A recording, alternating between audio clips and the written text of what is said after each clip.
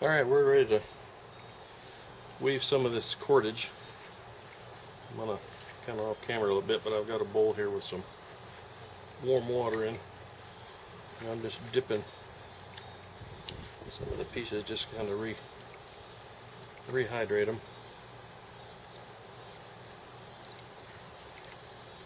And we're ready to start.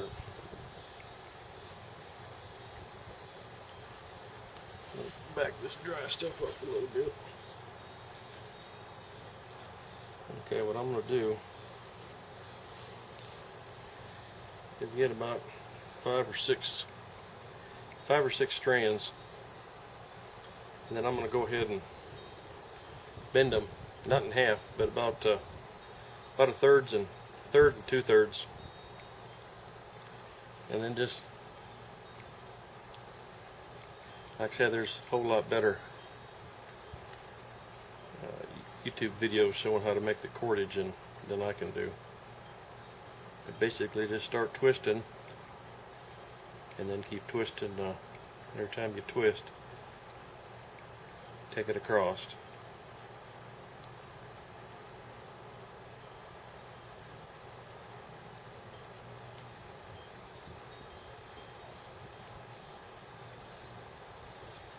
Kind of get him started here.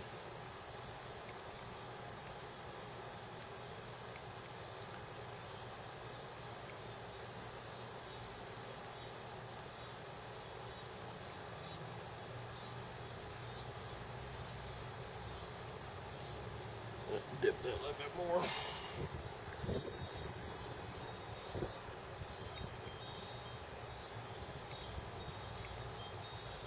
And when I get down close to the end of the part that has the third on it, I'm going to take about 3 more and start working those into this short end. Once you get this, once you get it going, I don't know if I'm getting the right angle, but you just twist it, put it under, put the back one, bring the back one up. And I like to hold, you can see on the back I've got the braid in the back, and that I can kind of pull with that and keep tension on it. And just keep. And then as I get down where I've got the short end, I'm ready to add more. I'll just grab a couple more pieces, separate those out, and just put those right beside the others. It doesn't matter if it sticks out a little bit because you're going to trim it later. And give it a good twist. And then just continue on. You know, I'm getting a little short with my other side, and I'll just grab a couple more. I get the ends kind of together here, and I'll put those now with this bunch. Give it a couple twists and put it under. Bring the other one back up. Under, up, under, up, under, up, under, up. It goes pretty quick. You can see I've already got about 6 inches sticking out. See, now this one's getting thin, so I'll grab a couple more and put it on there, twist it, put it under, bring the back side up, and just keep it going. You give about three twists and bring the top towards you, grab the bottom one with the other fingers. You can make a lot of cordage in a pretty good hurry. But let me see, we've already got about a foot now. So I'll take this one, bring it back, grab with my back fingers the other one, and now I've got this in my hand, and I'll twist that one, take it back, and just keep going. Or the less strands that you have when you're twisting your cordage, you get a very, very nice looking, if we can get that to focus, very nice looking cordage.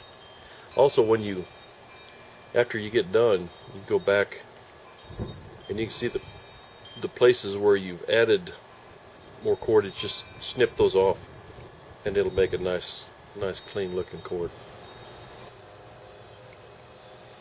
There's about 6 foot of yucca cordage. That ought to be plenty to wrap the pressure flaker. Well, here's the finished pressure flaker. I had to end up using, I had to tie on about 3 more feet of yucca cordage to get enough cordage to get all the way almost to the end on both sides. That made for a good tight, you can pull that yucca real tight and it won't break. So we'll go ahead and might go ahead and give it a try. See if we can't drive a few flakes off with it. So anyway, see you in a bit. Alright, I'm gonna give the new pressure flaker a try. Got a couple hammer stones. Here's my piece of mule deer antler. So I've got a bunch of tools. Elk time for pressure flaking. I've got one that I use for making notches.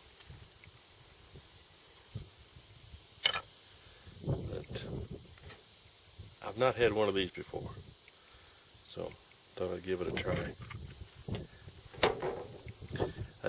I've got a piece of obsidian that I'd worked a while back. Actually, it's been about 3 years ago, I guess. But at the time, I thought that was a decent point, but there's not any good flake pattern or anything to it. So basically, that's ended up with a preform. So I thought we'd give it a try and see if I can work that.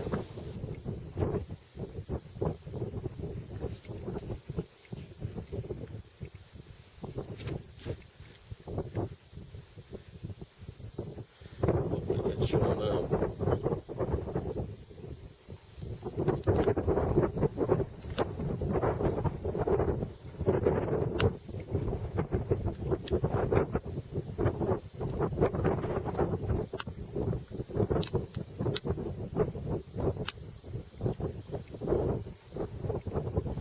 Hey, that works pretty good.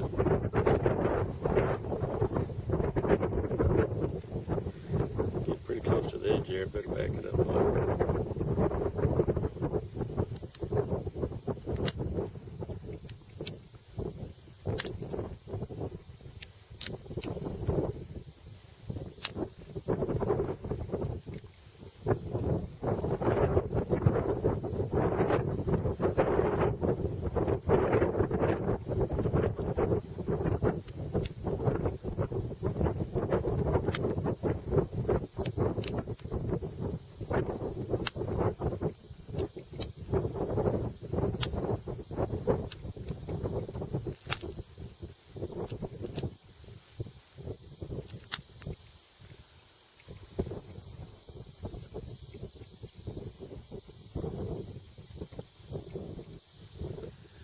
So, actually making a pretty good flake pattern.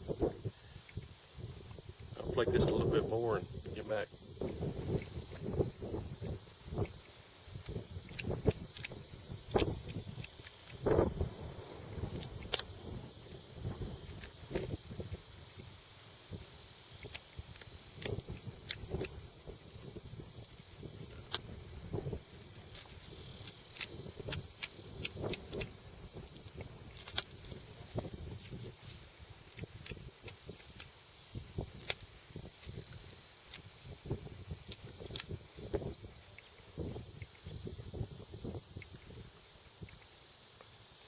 Well, that's working pretty good. That gets a hold of that pretty good.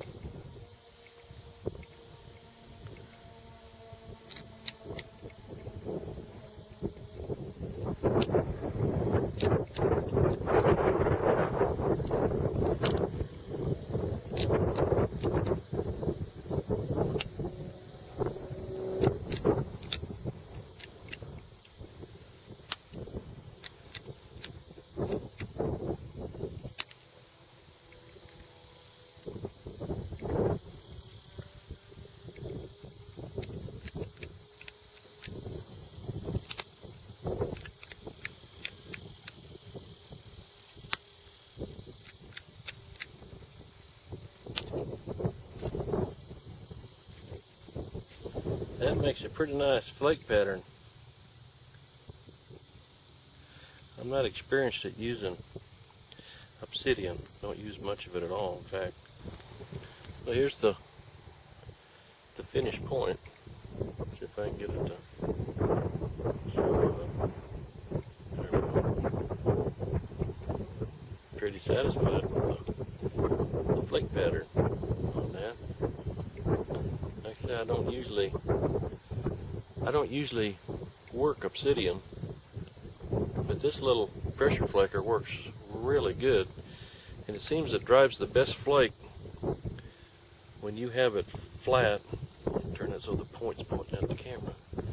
Flat, and then turn it totally, put the point of the pressure flaker straight into the side, then work it down.